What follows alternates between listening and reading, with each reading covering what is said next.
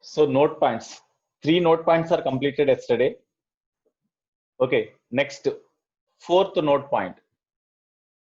Suppose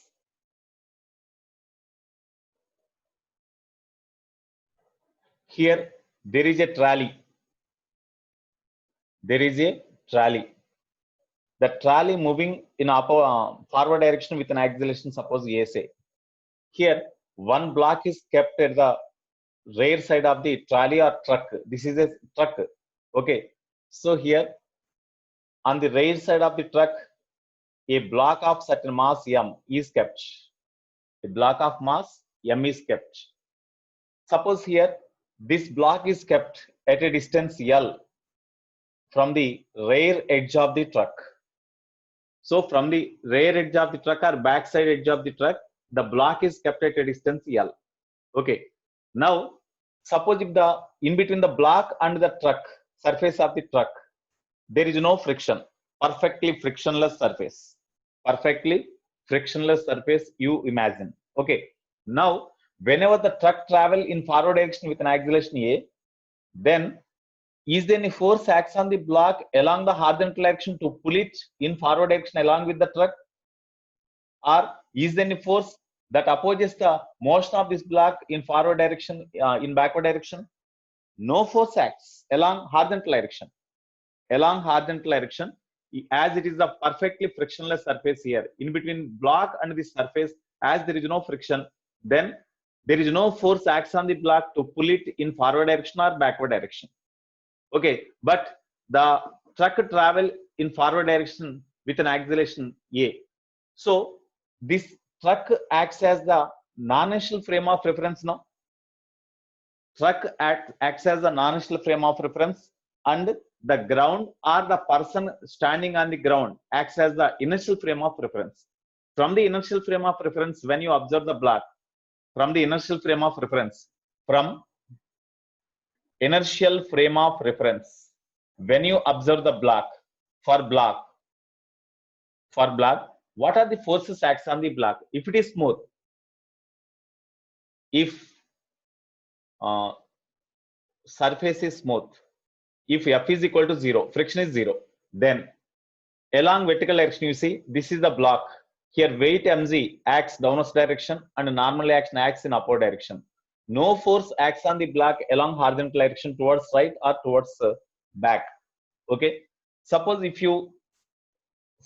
you observe the same block by sitting in the truck, or the driver in the truck observes the same block.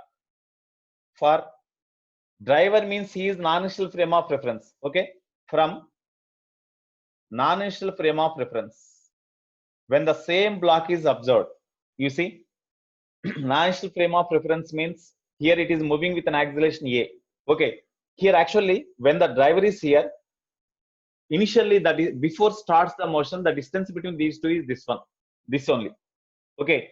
But whenever the driver starts motion with an acceleration A in this direction, as no force acts on the block towards right or towards left, here this block will be here only. But as the truck move in forward direction, with respect to the driver, block is here only, but truck move in forward direction, so that the distance between block and truck increases. No, then with respect to driver, the block seems to be moving backward. The block seems to be moving backward. With what acceleration? With what acceleration the truck travel in forward direction? With the same acceleration, the block seems to be travel in backward direction with respect to driver in the same truck. That's why from non-inertial frame of reference, non-inertial frame of reference, or driver in the truck,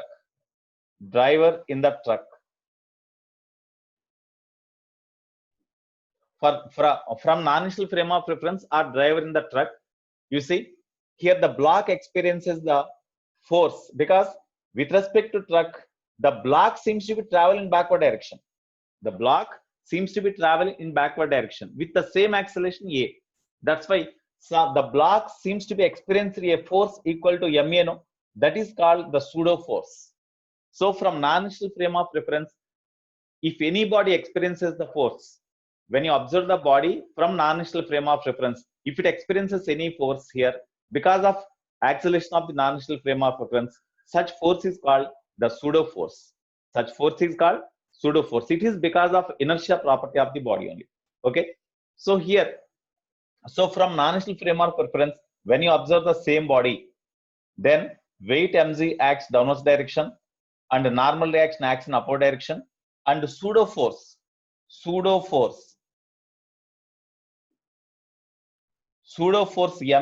acts on the body opposite to the direction of motion of the truck. If the truck is in this direction, pseudo force is opposite direction. If the truck is in this direction, pseudo force is in this direction. Pseudo force is always acting on a body opposite to the direction of the non-initial frame of reference. Pseudo force is always acting on the body opposite to the direction of acceleration of the non-initial frame of reference. Okay. So pseudo force is useful to find the calculations in a simpler manner. Pseudo force is considered from non-initial frame to obtain the results in a easiest manner. That's why pseudo force is considered. Okay. Friction is not pseudo force. Friction is the real force that exists there. Only this pseudo force, because along horizontal direction, no friction is there. Nobody pushing this block in backward direction with this acceleration. Even then, it experiences the force when you observe this block from the truck or from the by the driver in the truck. That type of force is called pseudo force. That type of force is called pseudo force. It is an imaginary force. Yeah, it is an imaginary force. It exists only when you see the force. You can experience that force, cannot be seen. When you sit in the non-initial frame of reference only, like merry-go-round or moving truck with certain acceleration, then only you can experience that force. Best example, suppose we are sitting in the chair of the bus. Okay, just beside our seat, we kept a briefcase or suitcase, whatever it may be. Okay, we kept the suitcase. Okay, suppose in between the floor and the suitcase, if there is no friction, if the bus travel with an acceleration a in forward direction, as our seat pushes our body also along with the bus in forward direction, we also travel along with the bus with the same acceleration forward direction. But on this suitcase, in between the floor and suitcase, there is no friction. In between the floor and suitcase, there is no friction. Okay, is there any force acts on the suitcase to push in forward direction? No, because it is not held by us. That's why, because of inertia property, it will be remain there only and floor move forward direction. That's why the suitcase seems to be displaced from that place when you observe the same suitcase by sitting in the bus. But the same suitcase, when observed from the ground, the suitcase will be there only because along horizontal direction there is no force acts. You see here also from the ground, when the block is observed here, okay, as no force acts on the block in this direction, it is the pseudo force. Pseudo force cannot be observed from the ground. Pseudo force can be observed only from in a non-initial frame of reference. Suppose from the ground, if you observe, here no forces applied on the block along horizontal direction because friction is also not there. Only weight and normal action acts here. That's why from the ground, if you observe this block, the block is here only if the surface is frictionless. The block is here only, but this trolley move in forward direction like this. Whenever the trolley move in forward direction through a distance equal to L, then the block reaches the edge of the truck, no? Then the block falls. The block falls. From the driver, with respect to driver in this truck or from the non-initial frame of reference, if you see the block seems to be moving backwards. Actually, block will not move. This will move in forward direction. From the non-initial frame of reference or truck, when you see the block seems to be travel in backward direction. That means even though there is no force acts on the block in backward direction, with respect to non-initial frame of reference, as it move with the same acceleration as the truck in backward direction, then force seems to be experienced or force seems to be acting on the body in opposite direction. Such force experienced by the body from non-initial frame of reference is called the pseudo force. That's why pseudo force acting on the block in this direction. So if you consider the pseudo force, means the force is observed from the non-initial frame of reference only. So because of the pseudo force MA, the block will move in backward direction. Okay. Now, if friction is there, okay. If friction is not there, if friction F is equal to 0, comma, then initial relative velocity of the block with respect to truck is equal to, okay, initial relative velocity of the block with respect to truck is equal to, here, initially when you consider the motion of the block, here the block is inside on the truck, the block is at rest. That's why initial relative velocity is 0 or ub minus ut. Initially, at the moment whenever you observe the block and this truck both are having same velocities. That's why relative velocity is 0. Relative acceleration, okay, is equal to acceleration of the block minus acceleration of the truck. That is equal to acceleration of the block means with respect to ground, acceleration of the block, so it has no acceleration, minus acceleration of the truck means a, that is in forward direction. Okay, this one. Next, relative displacement is equal to, relative displacement means with respect to truck to fall the block in backward direction, what should be the displacement to fall? L. That's why relative displacement is L. Time taken is how much? Time taken to fall the block is how much? T. Time taken to fall. That is how much? So from S is equal to ut plus half at square. S means L, U means, of course, here in case of relative displacement, you see displacement of the body minus displacement of the truck. Displacement of the body, that means with respect to ground when you observe, sorry, here minus, actually here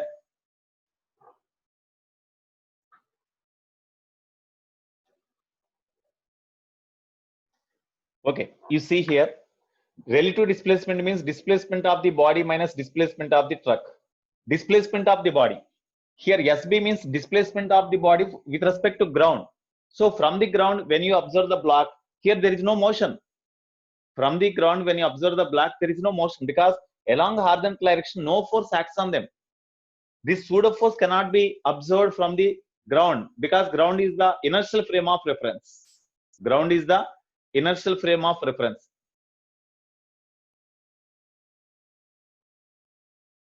It will not move forward. Okay, somebody else asked me doubt here. Mess asked me doubt.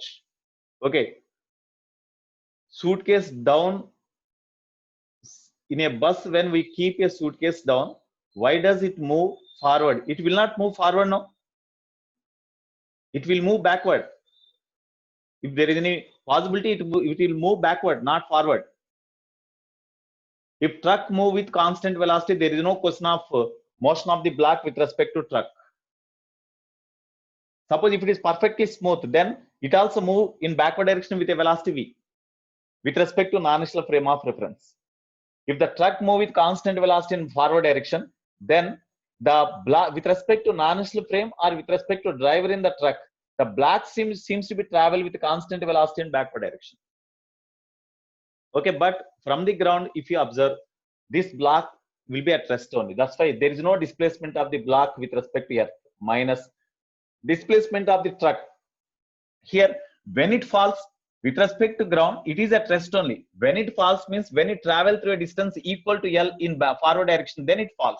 That's why displacement of the truck is L. Now you substitute here, S relative means here minus L, no? S relative is equal to minus L. U relative means 0 plus half.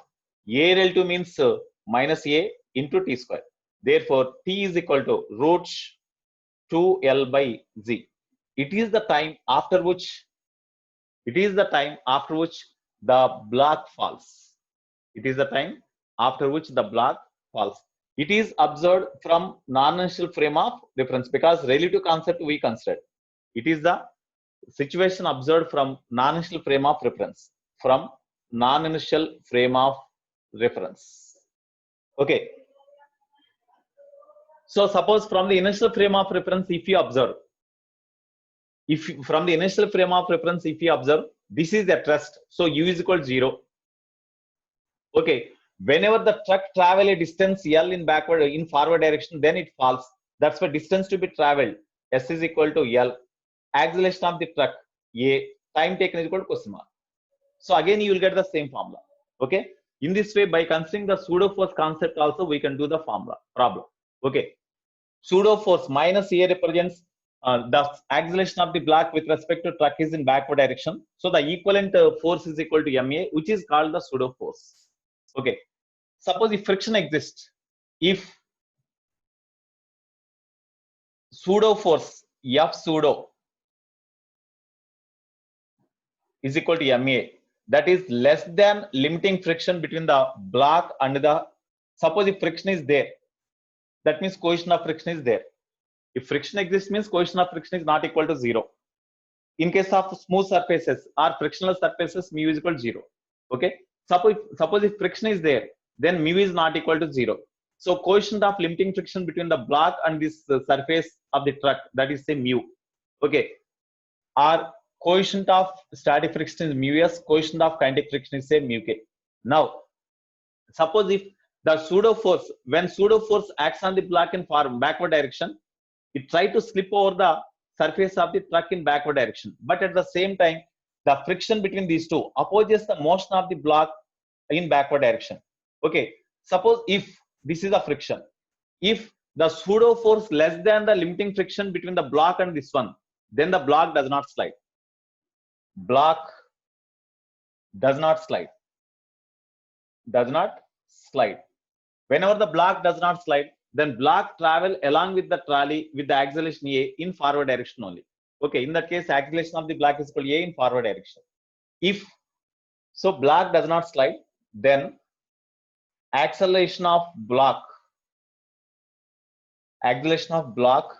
is equal to a in forward direction. In forward direction. Okay, if pseudo force ma greater than fl or equal to fl, ready to slide, greater than fl, when pseudo force greater than fl, then the block slides in backward direction. So in that case, what is the net force? Net force is equal to, as pseudo force greater than fl, then as the block slides, then whenever the block slides, here if ma greater than fl, then block slides. Then block slides. When block slides, the friction between the block and the truck floor of the truck is kinetic friction. In such case, on the body, pseudo force acts in this direction along horizontal direction, and kinetic friction acts on the block in opposite direction. Because of pseudo force, whenever the block starts motion in this direction, to prevent the motion, the friction force, kinetic friction acts on the block opposite to their motion. So even then, as the block comes forward here, the acceleration of the block is say a dash. Then f net is equal to ma minus fk. That is equal to ma dash, or a dash is equal to ma minus fk by m. That is equal to a minus fk, means mu k into normal reaction. Whenever the block is kept on the horizontal floor here, then weight mg acts in downward direction and normal reaction acts on the block in upward direction. Okay, therefore normal reaction is equal to weight itself, because along vertical direction there is no motion. That's why these forces are balanced. Mg is equal to n. Okay, by m, mm cancel. Therefore acceleration of the block is equal to a minus mu k into z. This is the acceleration of the block. Okay, now initial velocity is 0. Initial velocity is 0. Acceleration is this one, and displacement. So with respect to truck, when you observe the displacement here, to fall down, the displacement in backward direction must be L. So L, time taken is equal to how much? Okay, therefore from S is equal to ut plus half h square. S means L, U means 0, plus half A means, sorry, here a dash. Acceleration of the block with respect to truck is a dash. So in this case, a dash means a minus mu kz into t square. Okay, from this t is equal to root of 2l by a minus mu k into z. This is the formula. It is the formula for time in which the block falls from the truck. Okay,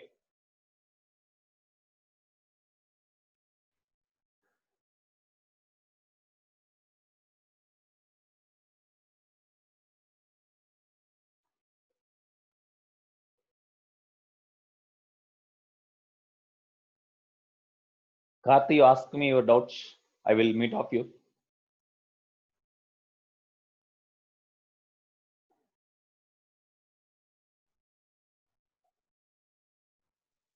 Come on, Sir. speak, Karthi. Sir, in first case, T is equals to square root of 12 by G. What? Hello, Karthi, you speak. Sir, I'm speaking, sir. Karthi, Y53. Sir, I'm speaking, sir. You ask one doubt now. You Sir, I'm speak. speaking. Sir, in first case, sir. Sir. Ask me. Sir, in first case, you got T is equals to square root of 12 by G, sir.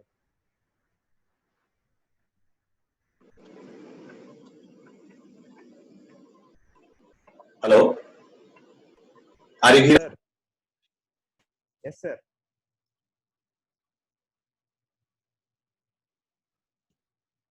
Okay, Karthi, tell me. Sir, in first case, sir. Sir. Hello, Karthi. Sir, I'm speaking, sir.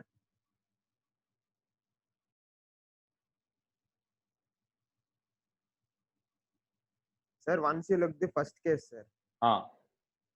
T is equals to square root of 12 by G. Sir, not there. Right side. Okay, tell me. Sir, T is equals to square root of 12 by A, no, sir. 2L by? A. Yeah. 2L by A only. Yeah, not G. 2L by A.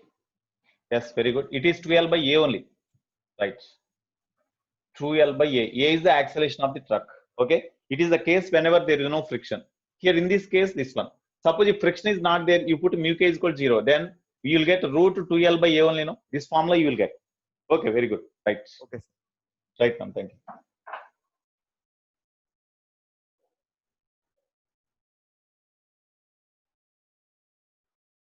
Okay. Next, Vinod Kumar.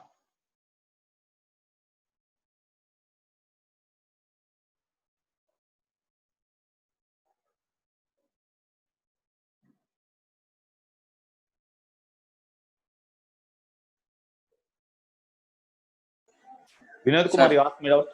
Sir, I can't get understand from A dash. From second. Here, in second one. Yes, sir. A dash. Okay. From here Okay, to okay. I can't. Okay. You see. Here, you listen. So when you observe the situation, when you observe the block from the non-initial frame. Yes, sir. From non-inertial frame. Here, the situation is observed from non-inertial frame of reference on the truck, because truck is moving with some acceleration. No? That's why it is the non-inertial frame of reference. Yes, so when you observe the block here, as the non-inertial frame of reference or truck move with an acceleration A, pseudo force acts on the block in backward direction. Okay. Yes, sir. Next, friction is there because we consider the friction. No?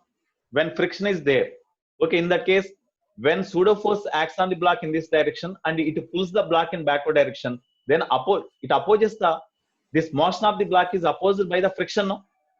Yes, that's why the friction is in opposite direction. So here, if pseudo force less than limiting friction between these two, the block does not slide. Already previously I said no.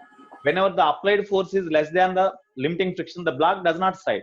For the block to slide, we have to apply the force on the block equal to limiting friction or greater than limiting friction.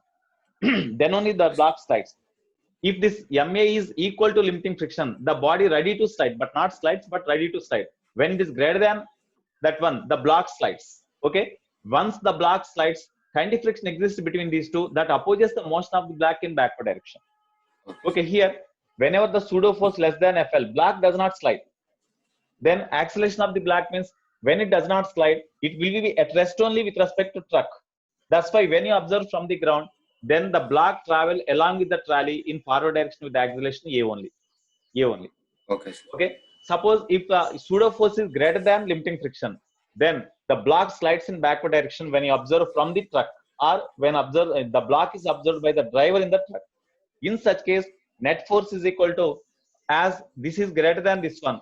Here kinetic friction is there because block starts sliding. No, that's why MA minus FK. That is equal to say MA dash. Then A dash is equal to MA minus FK whole by M. No, MM cancel. Yes, FK means mu k into mz by m is there already. MM cancel. So A is equal to A dash is equal to A minus mu kg. Here, already with respect to truck, initially the body is at rest at the instant whenever you observe. So U is equal to 0. That means relative velocity is 0. Relative displacement to fall is equal to L. Time taken is how much? Okay, from this formula, I have substituted. Okay. Okay, now, right. Okay, now, so it is one case. It is very, very important. Based on these problems are asked in mains. So these are very, very important.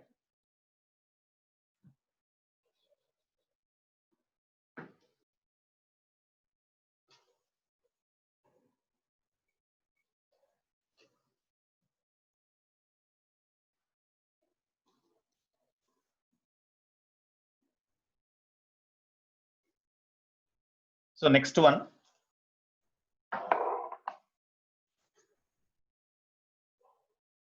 Fifth one. Suppose number of blocks are kept one over the other.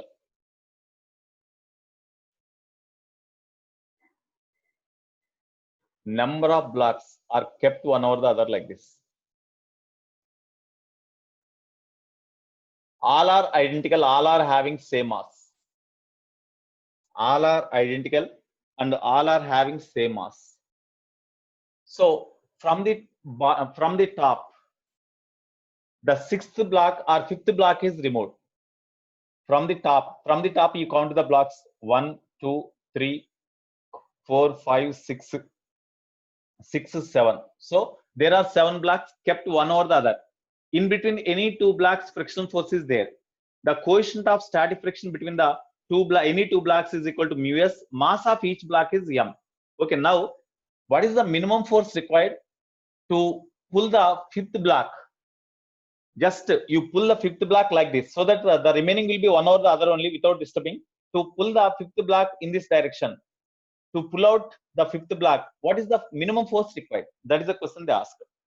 Here you see, when you want to pull this block, fifth block in this direction, here this block must be moved over the sixth block, no? That means in between fifth and sixth block, some frictional force acts. That frictional force opposes the motion of the fifth block. That's why frictional force between fifth and sixth exists here. Similarly, when you try to pull this block in this direction, friction between fourth and fifth block also acts on the fifth block in this direction. No?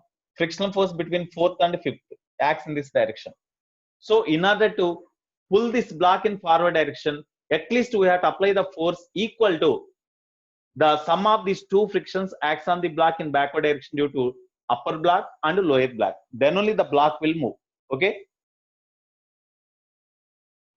Pseudo force is nothing but force only, no. That's why unit of pseudo force is Newton only. Unit of force is Newton. Okay. Messi LM10. Okay, Messi LM10. Okay, right. Here, therefore, minimum force needed to pull this fifth block in forward direction is equal to minimum force needed to pull fifth block from top. From top it is fifth block. From the bottom it is third block only. Sometimes from the bottom they may ask. Okay. So fifth block from top is F is equal to F45 plus F56. What is the frictional force between these two? 4, 5, these two. Here you see, at this point, what is the normal action acts on the block here? At this point, what is the normal reaction exerted by this force on this block? As over this fifth block, 4 blocks are there. 1, 2, 3, 4. 4 blocks are there. The weight of 4 blocks acts in downward direction. No? That's why in this case, okay, coefficient of friction here. Coefficient of friction is same everywhere. In between any two blocks, coefficient of limiting friction is mu L only. That's why mu L into normal reaction acts on the fourth block due to fifth block. Because normal reaction always acts on upper body. Okay, here normal reaction acts on the fourth block. What is the normal action acts on the fourth block? Here over the surface of fifth block, there are 4 blocks are there. That's why weight of the 4 blocks is 4m into 0. that acts downwards direction on the fifth block, that exerts the reaction force on the fourth block in upward direction. That's why this is the normal reaction. So mu into normal reaction is the friction, limiting friction present between these two, plus F56. That means here F56 means, you see, this sixth block exerts the normal action on the fifth block in upward direction. So how many blocks are there over this one? 5 blocks are there. That's why mu L into normal reaction means 5m into C. That is the normal reaction acts on the block, this one, due to that friction acts in backward direction. This is the total force needed. So that is equal to mu L 9 mu L m0. This is the minimum force needed to pull the fifth block.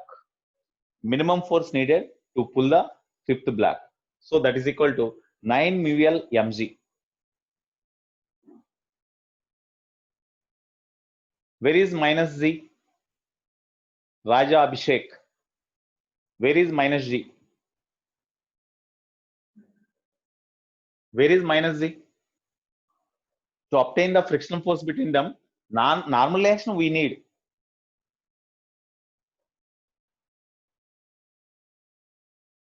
I will mute off you.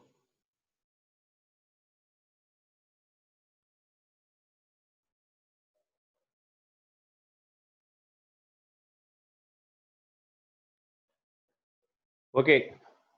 Raja Abhishek, we speak. Hello, sir. Tell me, Nana. Sir, this normal force of sixth block on fifth block, you wrote normal Yeah, reaction, 1 minute. Normal reaction exerted by sixth block on the fifth block. That means here, this block, this sixth block exert, what is the normal reaction on the fifth block? Means above the sixth block, 5 blocks are there.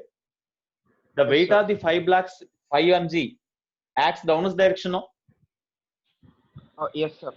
Total mass above the sixth block is 5m, because 5 blocks are there, 5m into Z. That is Yes, the sir. weight of 5 blocks acts on the sixth block in this downwards direction. So the equivalent normal reaction acts on the fifth block due to sixth block upwards, no? That normal reaction, mu into normal reaction is the friction between these two. Here, in order to find the friction here normal reaction we need. Here normal reaction means that is equal to 5 mg only, no? Yes, sir. Okay. Understood. Okay, right now. Okay, now this is the force needed. Okay, next one more point. Sixth one. Suppose on the rough horizontal surface, it was given in mains. Based on this concept, problem was given in mains. Here, one block having mass m is pushed with a velocity u. After it has traveled some distance, the block comes to rest. So final velocity becomes 0 before coming to rest. Here, whenever the block move in forward direction, then kinetic friction is there because coefficient of kinetic friction is given. That's why frictional force in between the block and the floor, coefficient of kinetic friction is this one. That's why frictional force opposes the motion of this block. That's why this block after travel some distance, the distance is equal to, say, yes. The block comes to rest. So before coming to rest, what is the distance travel? Such distance travel is called the stopping distance. Such distance is called stopping distance. So what is the stopping distance? That is the question they asked.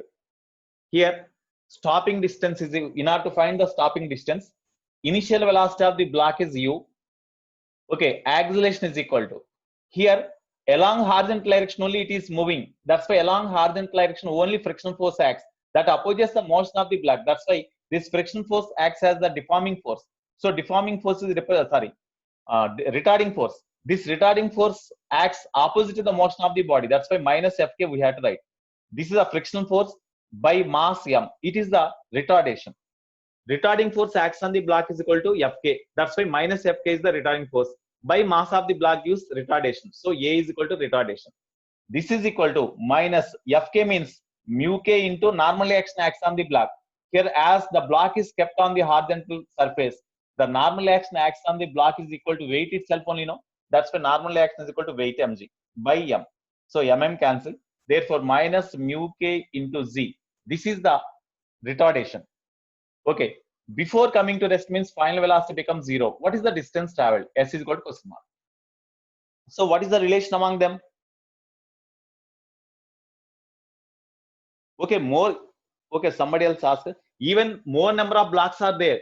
Suppose if you want to pull this block, if 5 blocks are there, here above this block 5 blocks are there, so 5 mg. Here 6 mg is the normal reaction. In such a way we have to take 5 mg is 6 mg.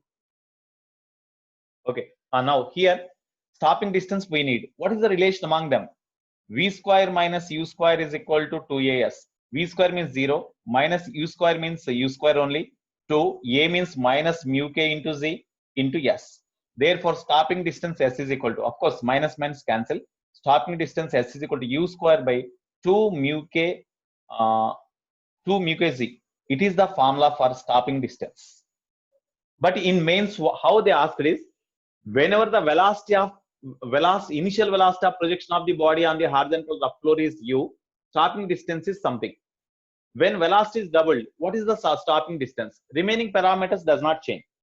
That means in this case, stopping distance is directly proportional to velocity of projection square on the floor.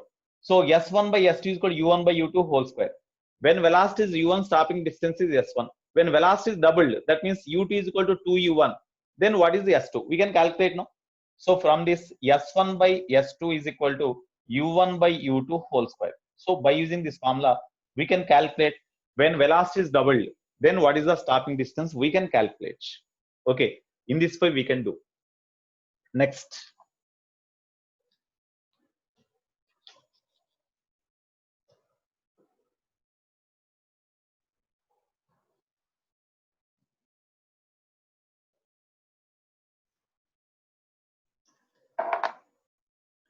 Next, 7th one.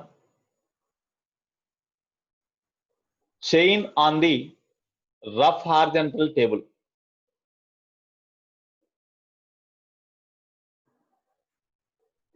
Chain on the rough horizontal table. Suppose there is a horizontal table. There is a horizontal table. Here there is a chain having mass m and total length capital L. That is kept on the table so that that is kept on the table, and the one end of the chain is pulling slowly. Suppose the chain is kept on the table so that a part of length is hanging. Here the chain is kept on the table so that a part of the chain is hanging like this from the edge of the table.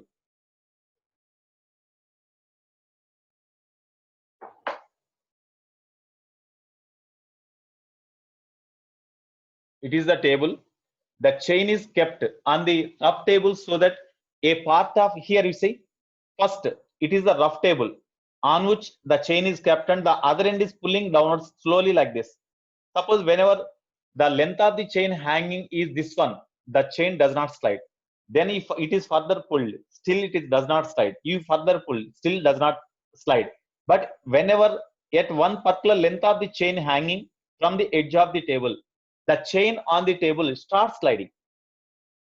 At one particular length of the hanging chain on from the edge of the table, the chain starts sliding. So what is the length of maximum length of chain hanging from the edge of the table so that the chain does not slide? That is the question they asked in mains. Okay, here what is the maximum length of the hanging chain so that the chain does not slide? Suppose for this length of the chain ready to slide, if you further increase a little bit, the chain starts sliding. That's why it is the maximum length of the chain hanging from the edge of the table so that the chain does not slide. Okay, now here as the chain does not slide for this length, here L is the maximum length for which maximum length hanging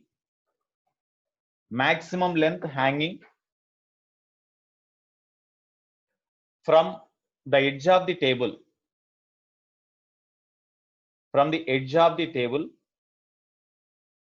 for which the chain on the table does not slide.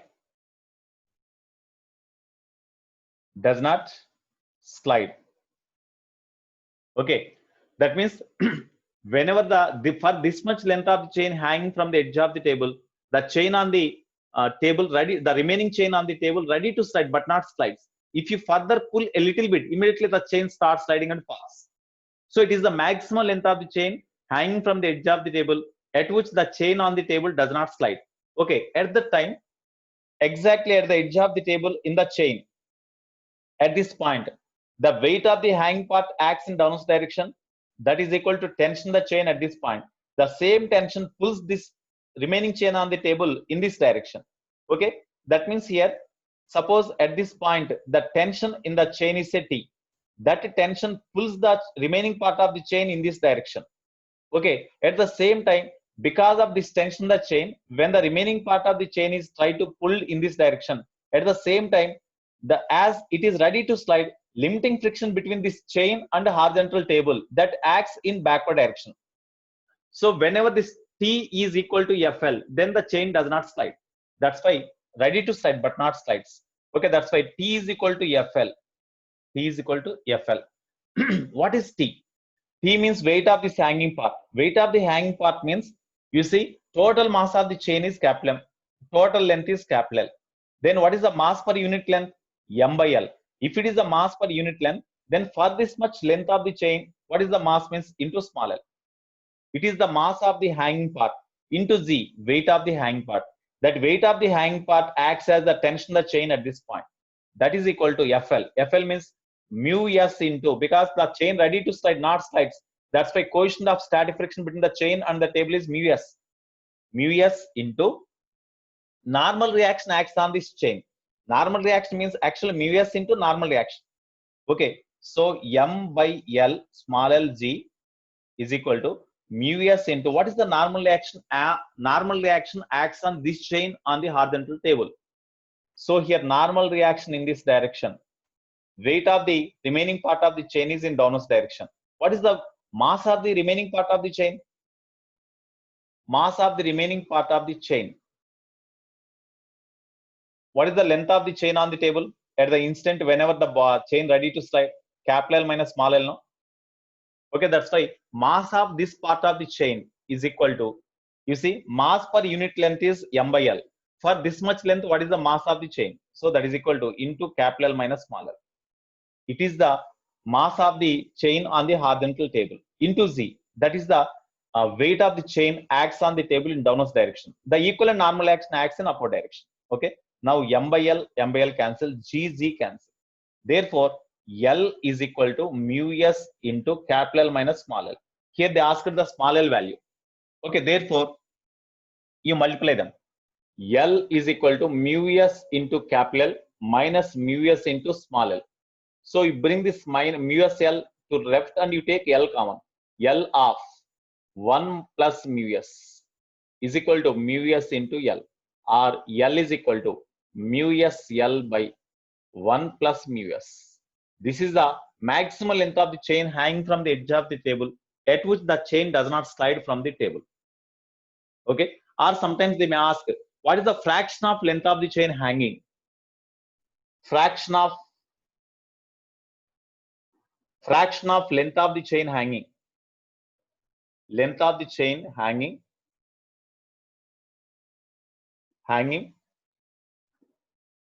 for which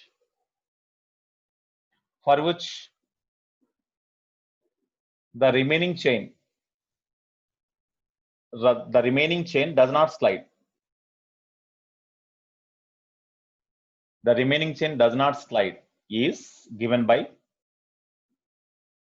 you see, total length of the chain is L, in which when a smaller length of the chain is hanging from the edge of the table at which the chain does not slide, then L by L, length of the chain hanging by total length, is a fraction of length of the chain hanging, which is equal to mu S by, we can write mu S plus 1, no?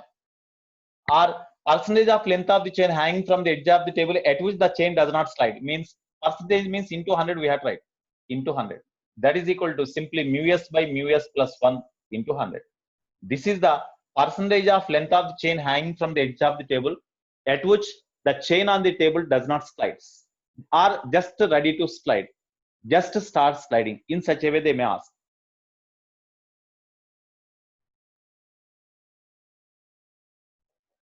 How can we skate in ice means because there is a surface tension property is there. There is a surface tension property. Actually, friction is there, but friction is somewhat less. At the same time, surface tension property is there. Of course, at the time I will explain. Okay, based on the surface tension property, we can slide very easily, because in between the skating pad and ice, somebody else asked me, Vamshi Krishna asked me a doubt. That's why I'm discussing that point. Here he asked how we can skate on the surface of the ice easily. That is a question they asked. Okay, in between the skate and ice, surface of the ice, there are ice pieces in the form of small ice pieces. Actually, when you, of course, that is a different subject. I have to explain. Otherwise, you cannot understand. Here, in between the skate and ice, when you stand on the skating pad or the ice sand, okay, more pressure acts on the ice sand. Yeah, snow dust is there. Okay, on the snow dust, when you stand on the, when you keep the skating pad, and if you stand on the skating pad, then by means of skating pad, you apply more pressure on the ice dust or snow dust.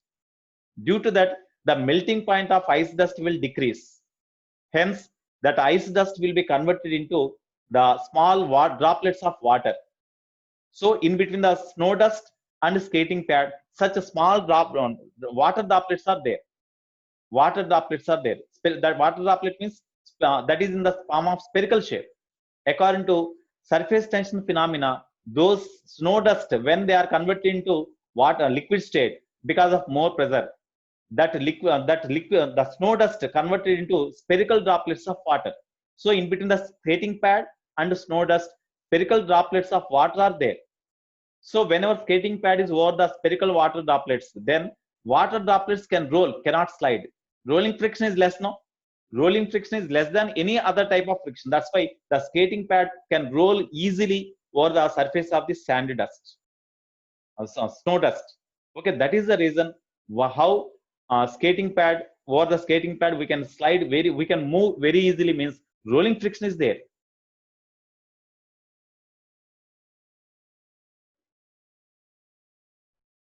In water, frictional force is called in water, between any two layers of the water, the frictional force is called the viscous force. That viscous force exists.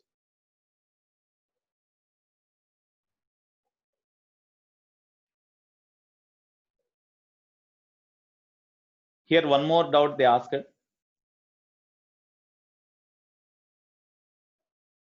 Difficult to move a huge body when it is at rest. Here, already I said that point also. Whenever the huge body is at rest, mass is more means inertia of rest is more. Whenever inertia of rest is more, to move the body, more force is required to overcome the inertia of rest. That's why more force is needed. Yes, in air also, in between any two air layers, frictional force is there. That is called the viscous force or viscous force. The frictional force exists between any two layers of the air or layers of water. That is called viscous force. Okay, that chapter is not there. So after, of course, we are having that chapter, not now. Okay, right. Next.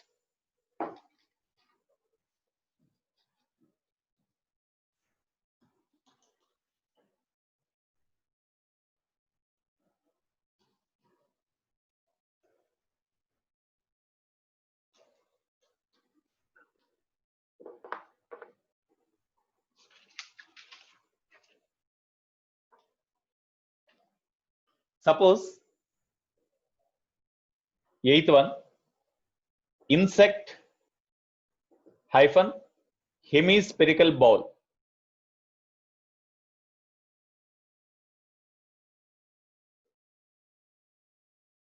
Insect hyphen hemispherical bowl. Okay. Suppose there is a hemispherical bowl.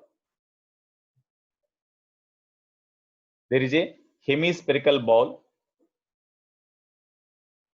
It is the center of the hemispherical ball, and this is equal to, of course, radius. This is equal to radius. Okay, radius of the hemispherical ball. It is the center of the hemispherical ball. Now, on the inner side of the hemispherical ball, one insect falls on the inner surface of the hemispherical ball. one insect, okay, fall on the hemispherical ball here. Then that insect or ant you can take, okay, that insect just by crawling, it try to move upwards like this by crawling on the hemispherical ball, inner surface of the hemispherical ball. An insect fall on the inner surface of the hemispherical ball, and that insect try to move from the bottom, it try to move upwards along this curved surface upwards. Okay, here you see, suppose the insect by crawling like this, by crawling here like this, by crawling like this, it try to comes this position. After it reaches this position, immediately it skids and falls. It skids and come back to the bottom of the bottom of this hemispherical bowl. Now and then we see this type of situation. Now and then we see this type of situation. Okay, here, what is the maximum height up to which the insect can crawl? The coefficient of static friction between the insect and this inner surface of the hemispherical bowl is a mu s. Mu s. Okay, the coefficient of static friction between the insect and the inner surface of the hemispherical bowl is mu s. Suppose if there is no friction, the insect cannot crawl over this one, cannot crawl even to small heights also. But coefficient of static friction is there. Because of that, the insect gradually move upwards, and whenever it reaches this position, then insect starts slipping. That means it is the maximum position, maximum highest position up to which the insect can crawl. Beyond that, if this insect try to move upwards, then immediately it skids and falls. So this is the maximum highest position of insect up to which it can crawl. At this position, here, what is the normal reaction acts on the insect? So at this point, you draw the tangent at this point, and normal to the tangent, perpendicular to the tangent, you draw a normal line. When you draw any normal line at any point on the surface of the sphere, that is always passing through center.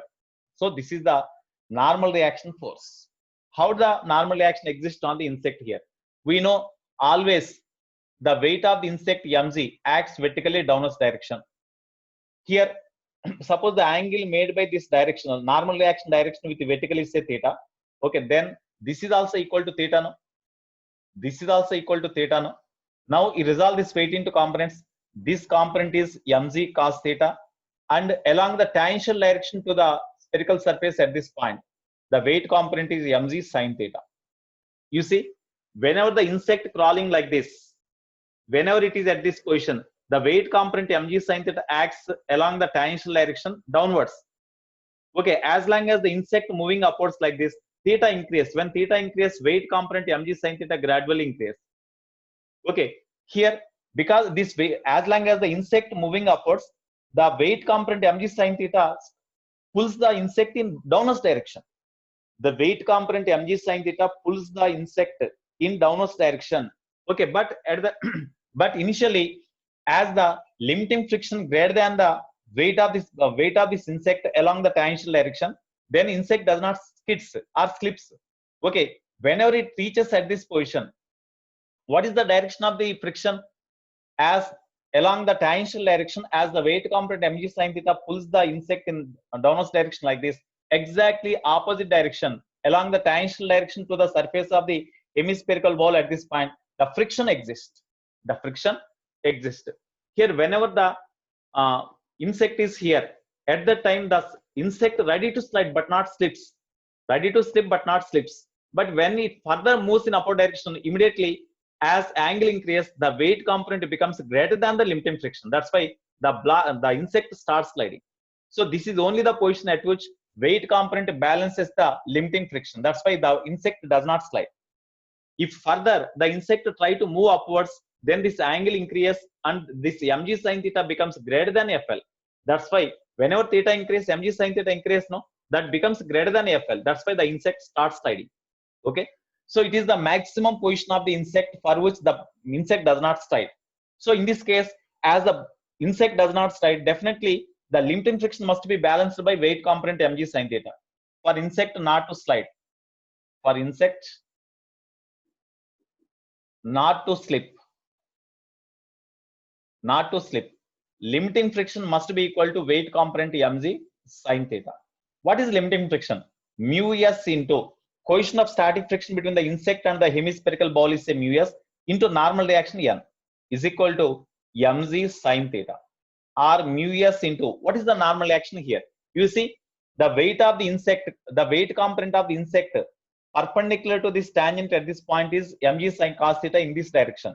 That means insect pushes this hemispherical ball at this point normal to its surface in this direction. Because of that, the hemispherical ball does not break. That means at the same time, hemispherical ball also exert the reaction force on the insect in this direction towards the center. That's why along this direction there is no motion for the insect. Hence, normal action is equal to mg cos theta only. No, here normal action is equal to mg cos theta is equal to mg sin theta, since normal action is equal to mg cos theta. Okay, here mg cancel. Therefore, coefficient of static friction is equal to sin theta by cos theta, means tan theta. This is the formula for coefficient of static friction. Sometimes they may ask, whenever the insect is at a position so that it makes an angle theta with vertical, it does not slide, ready to slide but not slides, then what is the coefficient of static friction, they may ask. That is equal to tan theta. So tan theta is the coefficient of static friction. Here they asked, when up to what maximum vertical height the insect can crawl on the inclined surface. That is the question they asked. So to obtain the maximum height up to which insect crawls,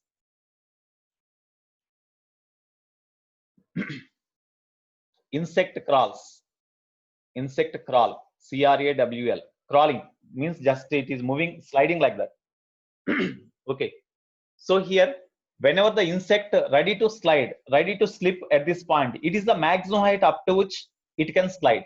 Okay, sorry, maximum highest position up to which it is slides. At that time, what is the height of the inclined plane from the bottom? From the bottom, the height of the insect is equal to h. That h is equal to question mark. If it is h, definitely this is equal to r minus h, no? R minus h. Okay, here this is equal to radius capital. Then whatever this length, square root of r square minus capital R minus small h whole square, no? Now in this formula, mu s is equal to tan theta, means from this diagram tan theta is equal to, tan theta is opposite, means root r square minus r minus h whole square, whole by opposite side by adjacent side, means r minus h. Okay, you square on both sides because we need h. You square on both sides, then mu s square into r minus h whole square. Just it is cross multiplied and you square on both sides. Then mu s square into r minus h whole square is equal to, root will be cancelled here, r square minus of r minus h whole square. You bring this r minus h whole square to left and you take r minus h whole square common. When you take r minus h whole square common, then mu s square plus 1 you will get, no? That is equal to r square. R minus h whole square is equal to r square by mu s square plus 1. Mu s square plus 1. R minus h is equal to root of r square by mu s square plus 1. That is equal to r by, we can write root mu s square plus 1. Or h is equal to, r you keep here only, you bring this r by something to left and you bring this minus h to right. Then h is equal to r minus r by square root of mu s square plus 1. Or h is equal to, you take r common, then 1 minus 1 by square root of mu s square plus 1. This is the formula for the maximum height up to which the insect can crawl on the inner surface of the hemispherical bowl. Okay.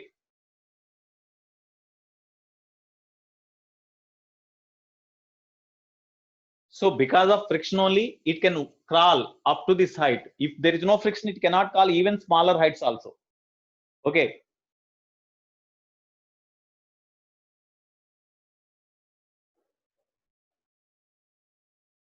In the case of lizard, means, you see, if friction is sufficient, it can crawl.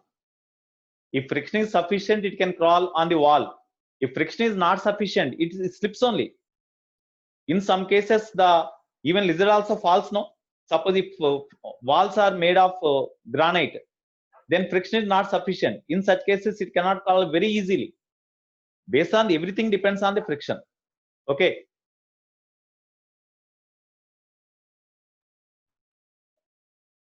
No, we cannot remember this formula. We have to derive. Of course, if you are having idea, then we can write directly. Otherwise, based on this concept, we have to derive because this is fixed. So you remember this formula, then you do this one. Okay. Next.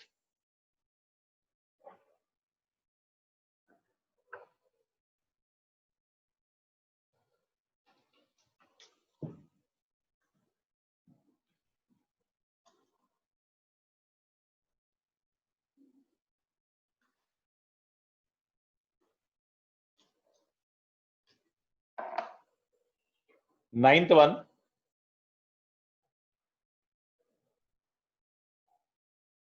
Suppose there is a circular disc.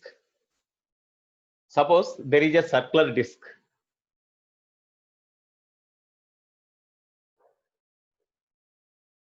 Yeah, even for small frictions, if the friction is sufficient, it can walk, it can crawl over the surface of the wall. Otherwise, it cannot crawl.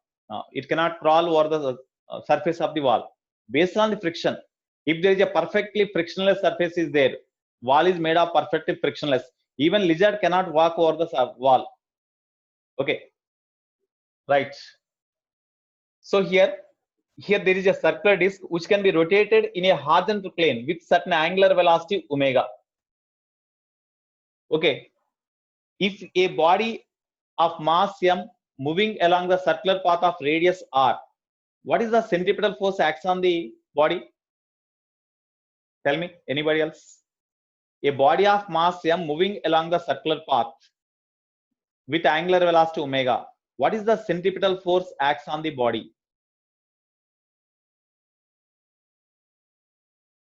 Omega is given, not speed v is given. Of course, if speed is given, mv square by r. If omega is given, mr omega square, no? Mr omega square. R omega square is only the centripetal acceleration. I asked centripetal force. That's why mr omega square. Okay, very good. Mr omega square. Now you see, here, this circular disc is rotating with constant angular velocity omega about the natural axis of the disc. In horizontal plane, it is rotating in horizontal plane like a fan. Okay, now one block or one particle is kept on the disc at a distance smaller. Here smaller is not the radius of the disc, smaller is the distance of the block or particle from the axis of rotation. When this is kept at this point, okay, now what is the maximum? Suppose if you slowly increase the angular velocity of the disc, here this particle or block is not fixed to the disc. Now if you gradually increase the angular velocity of the disc, will the block here only, or it slips off from it slides from the disc when you gradually increase the angular velocity? When you increase the angular velocity gradually, after acquiring some angular velocity, is it slips or it remains here only for any angular velocity? Slides out. It slides out and slips off. Okay, like this. Here, what is the condition for the block not to slip on the circular disc? What is the reason why it slips? First of all, that is important point. Here, whenever the block or particles move along with the circular disc here, what are the forces acts on the block? Here, you see centrifugal force. Whenever the body travel along the circular path, as this block is not connected to the axis of rotation directly by means of a string, then it experiences centrifugal force. That centrifugal force is mr omega square. M is the mass of the particle or block. R is the radius of circular path of this block. Suppose the block is kept at a distance smaller, it move along the circular path of radius smaller. That's why mr into, as this block move along with the disc, that's why the angular velocity of the disc is same as the angular velocity of the block. So mr omega square. This is the centrifugal force acts on the block away from the axis of rotation in this direction. Because of that, suppose if the circular disc is very smooth, because of this force, it slips off like this. Because of this centrifugal force, it is the centrifugal force. Centrifugal force. Because of this centrifugal force, it slips off. But it is not happening because Because of this force, it is the external force acts on the particular block in this direction. It tries to slip in this direction. At the same time, the friction between the block and the disc acts on the block opposite to this force, means in this direction the friction acts. That is, here in this direction the friction acts. That is towards the axis of rotation. Friction acts. Okay. Here, what is the here? Suppose the limiting friction is say FL. Limiting friction between the block and the disc is say FL. What is the condition for block not to slip? What is the condition for the block not to slip? Means whenever centrifugal force acts on the block is less than or equal to limiting friction, up to that the block does not slide. Whenever the centrifugal force becomes greater than the limiting friction, then the block slips off or slides. Isn't it? This is the required condition for the block not to slips.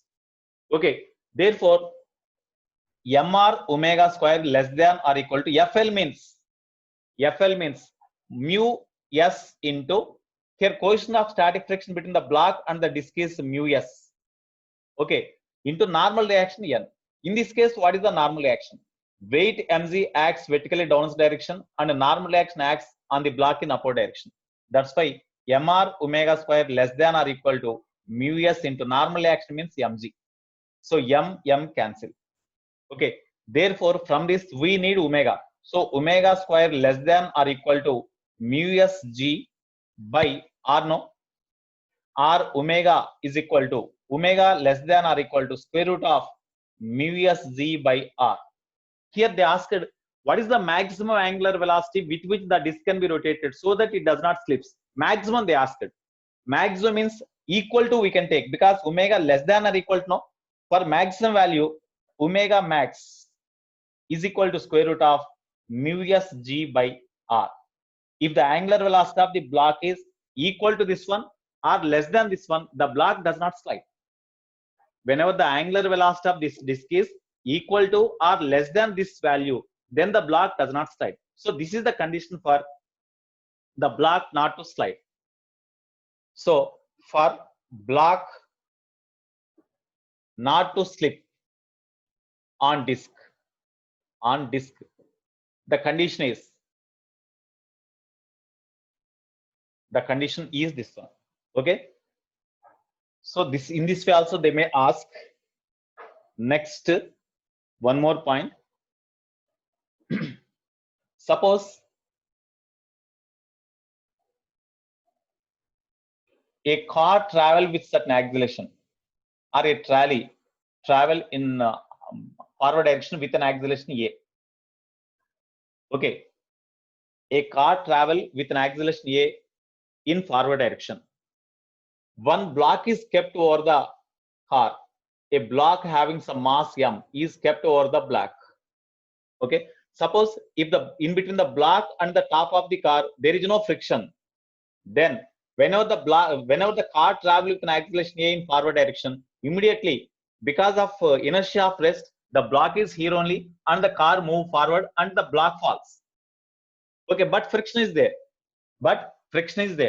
So here we see whenever the car travel in forward direction here, at the same time on this block pseudo force acts in opposite direction. No? Pseudo force acts on the block in opposite direction. Because of the pseudo force, the block tries to slip in backward direction. But at the same time, the friction between these two acts in opposite direction. That is limiting friction. Here, what is the condition for the block not to slip? What is the condition for the block not to slip? Whenever the car travel in forward direction, then pseudo force acts on the block at the top is in backward direction. Because of this pseudo force, the block tries to slip in backward direction. But the limiting friction between these two opposes the motion of the block in backward direction.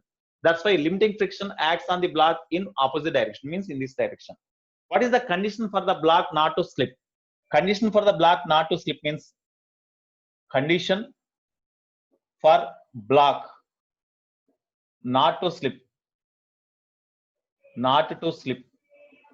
is pseudo force acts on the block must be less than or at least equal to limiting friction. If it is equal to limiting friction, the block ready to slide but not slides. If it is less than FL, block does not slide.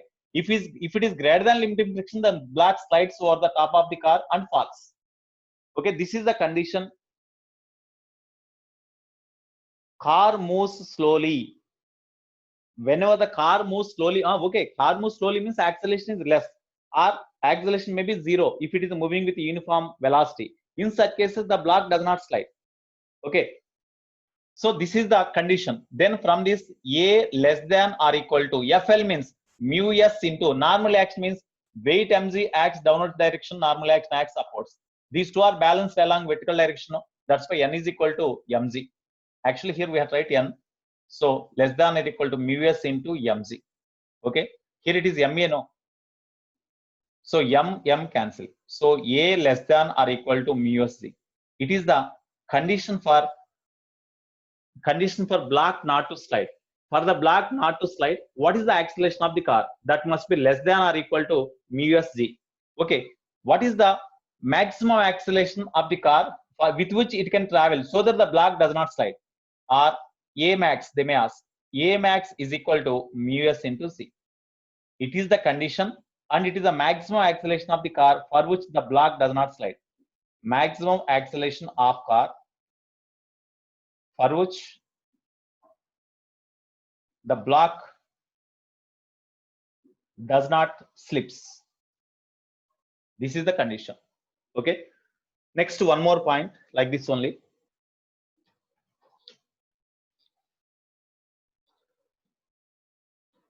Today you can do some problems based on this. Okay.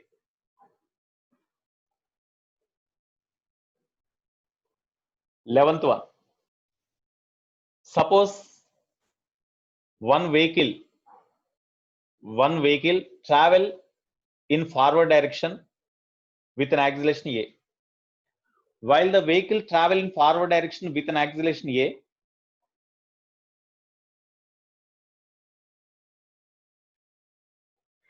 if we travel with retardation means in this direction negative acceleration is there. That's why in such case pseudo force acts on the block in this direction. Okay.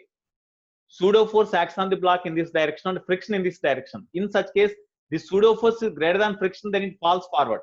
Otherwise, it will be there only. Okay. Next, here one truck or vehicle with vertical plane on front side is travel with an acceleration A. While it is traveling forward direction with an acceleration A, one particle struck in front of the truck. One particle struck in front of the truck like this. Okay, for this particle which struck in front of the truck not to fall, with what acceleration the truck is to be traveled? That is the question. I think you could understand the question. Here, the truck initially moving with certain acceleration. So one particle having mass m stuck in front of the truck.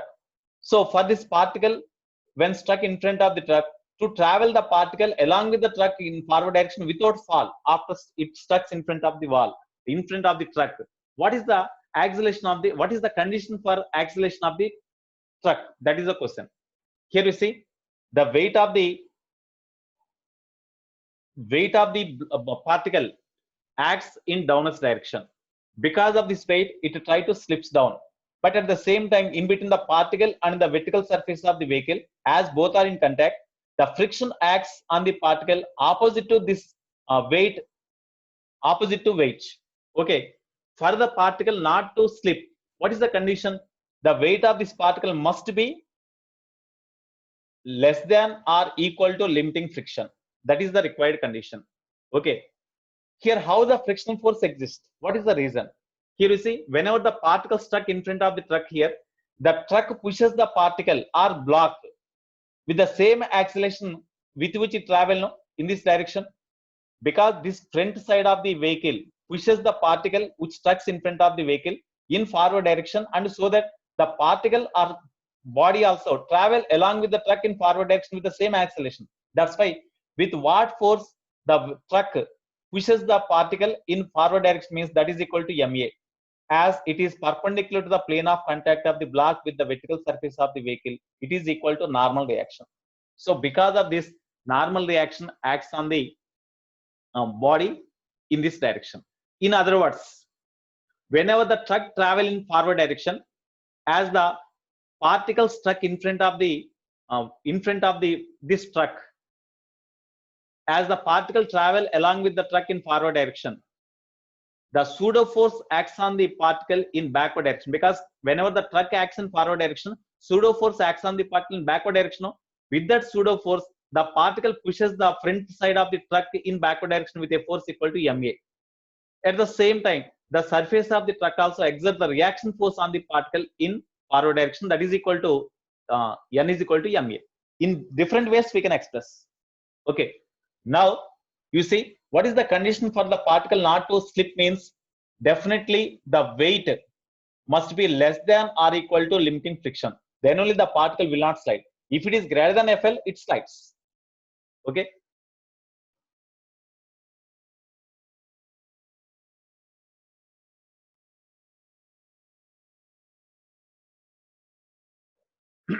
mg less than or equal to FL. If it is greater than this one, definitely it slips. For the block not to slip means mg less than or equal to FL. Okay. mg less than or equal to FL means mu s into normal reaction. Here mu s is given. Mu s into normal reaction m. So mg less than or equal to mu s into normal reaction means ma. Mm cancel. So from this a greater than or equal to g by mu s we can write now. Just mu s is brought to left. Then it is g is divided with mu s now. So a greater than or equal to g by mu s less than or equal to a, or a greater than or equal to g by mu s. It is the condition for the acceleration of the truck for the particle stuck in front of it does not fall. So what is the maximum acceleration with which, sorry, what is the minimum acceleration with which the truck can travel so that it does not slips? What is the minimum acceleration? Minimum acceleration means equal to we have to take. So minimum acceleration with which the truck is to be traveled so that the particle does not slips means a minimum is equal to g by mu s. So minimum acceleration of the truck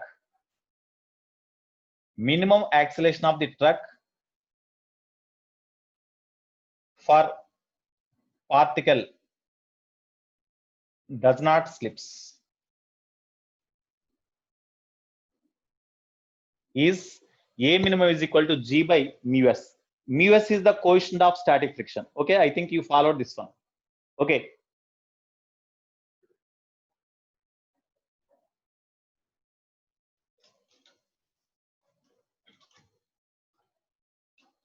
Now we'll do some problems.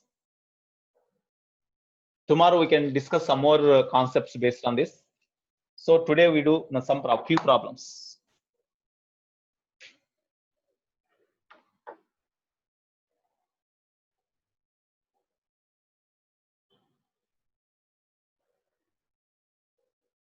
When Vamshi Krishna asked me when new batch will be started, I don't know regarding that batches. Okay, if the management asked us to take the classes, we will take. We don't know about that information. Okay, Nana. Today already I sent the assignment. Vinod Kumar, I sent the assignment and the notes also. Notes also I sent. Okay, in the morning only.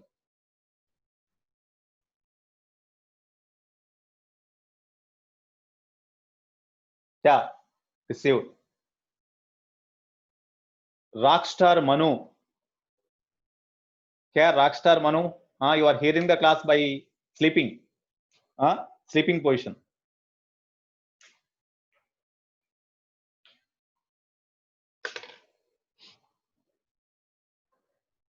Okay, you see, here questions are displayed here. Whatever the assignment I sent, this is only that assignment I'm displaying.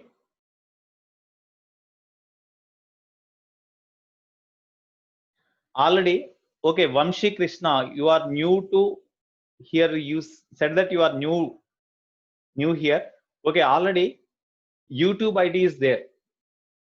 Okay, so in YouTube, just with this ID, when you open the files, then you are having whatever the classes so far I have conducted. All classes are there in that YouTube.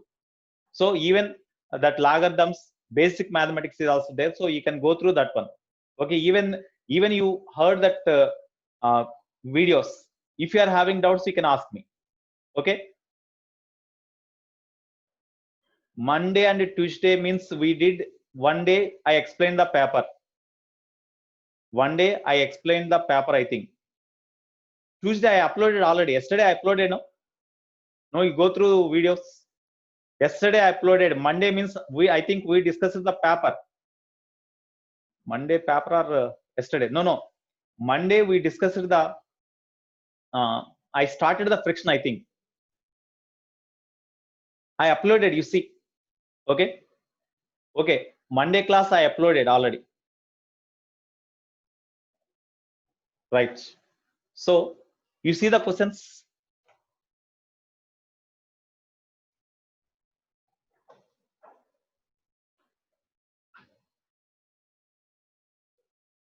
You see the questions.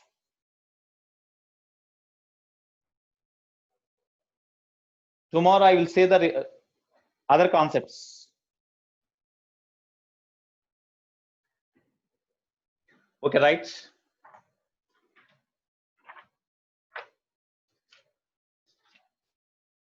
You see the problems. First problem, lecture sheet exercise 1, level 1. Okay, problem number 1, page number 204 in our material. Page number 204 in our material. So first problem, you read the problem first.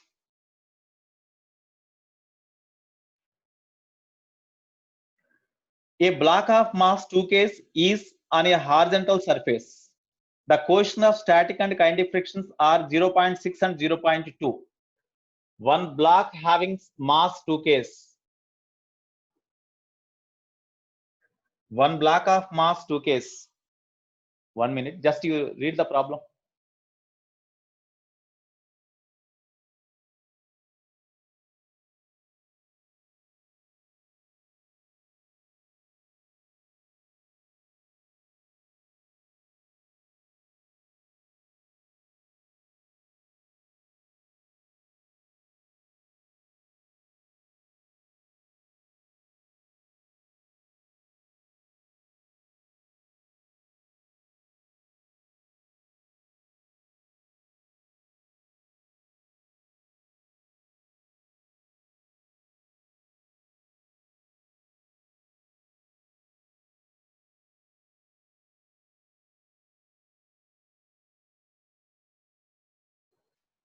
Okay, we see a block of mass 2K is kept over the horizontal surface.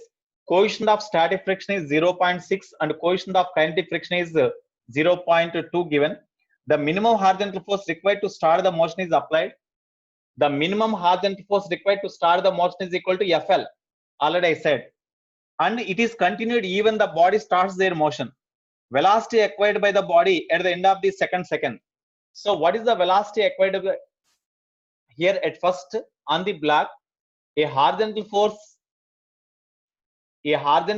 equal to the force required to start motion. That means that is equal to limiting friction is applied, and even after start the motion, same force is continued.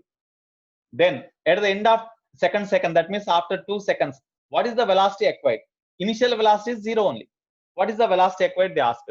In this case, whenever the same force is continued even after starts the motion, what is the acceleration of the body? Already I said, when a horizontal force equal to limiting friction is applied, the body tends to slide or starts sliding. And after start sliding also, if the same force is continued, the acceleration of the body is equal to mu s minus mu k into z. Already I said in the note points. Okay, this is equal to mu s means 0.6, mu k means 0.2, of course minus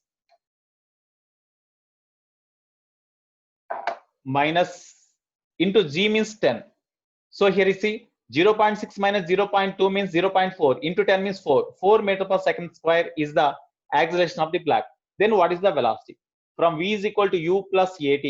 V we need, u means 0 plus a means 4 into time is after second means 2 seconds. So 8 meter per second. It is the velocity acquired by the body at the end of second.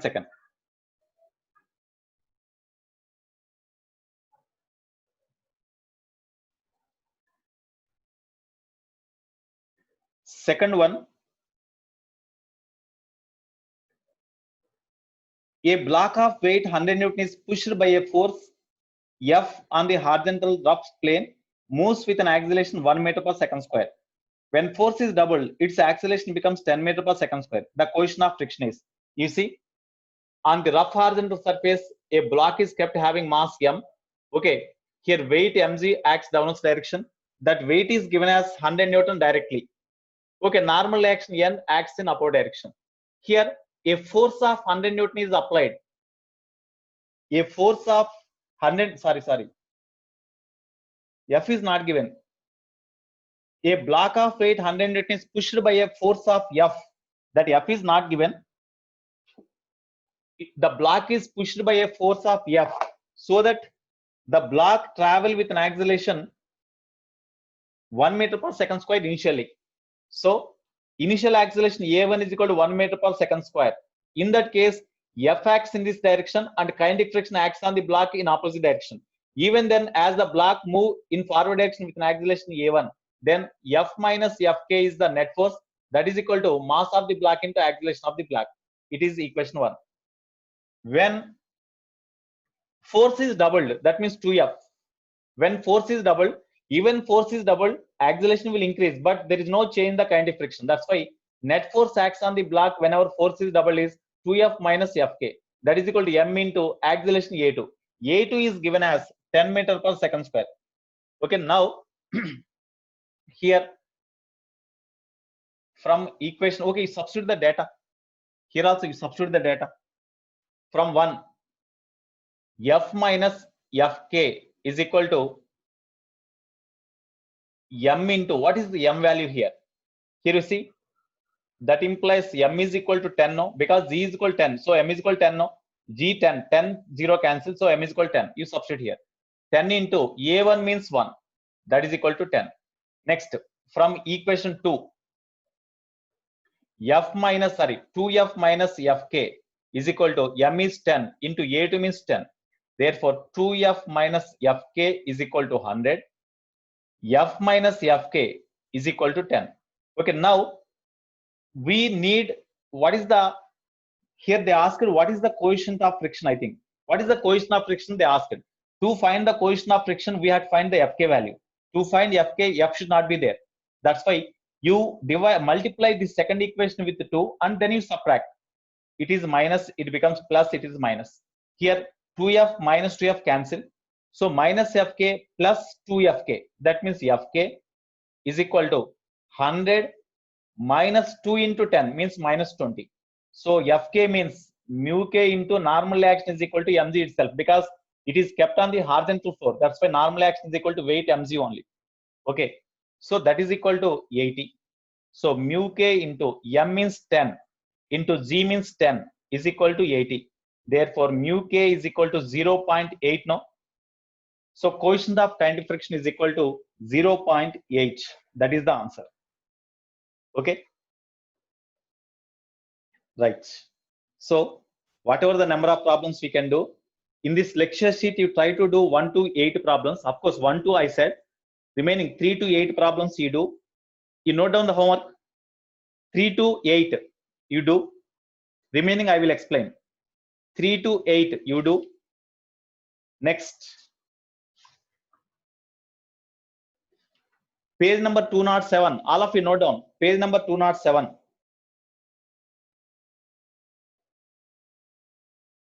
Page number 207.